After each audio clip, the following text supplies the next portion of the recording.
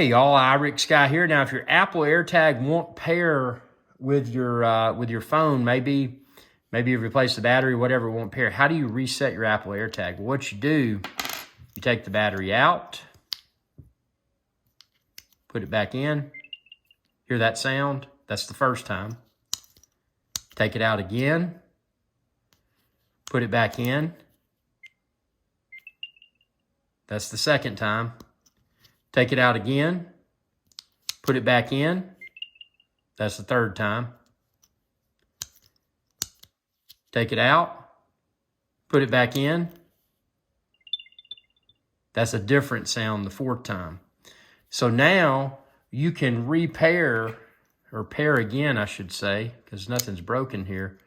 But you can pair again with your iPhone. So this is how to reset an AirTag. Not something too common that you'll encounter, but if you do, I hope this video helps, because there's not a physical reset button.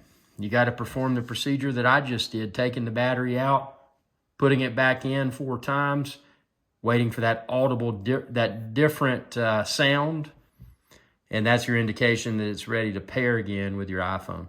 Hope this video helped. If it did, be sure to subscribe to my channel, ring that bell to be notified whenever I post another video. Like this video, and if it made you feel really good, man, if it really helped, there's a super thanks button below this video. You can choose to send me a super thanks. Not required at all, but if you choose to do it, it's deeply appreciated.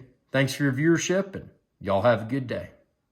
Hey y'all, Rick Sky here. I hope you enjoyed this video, and please be sure to subscribe to my channel, and when you do, ring that bell icon to be notified whenever I post another video. Thanks for your viewership, and y'all have a good day.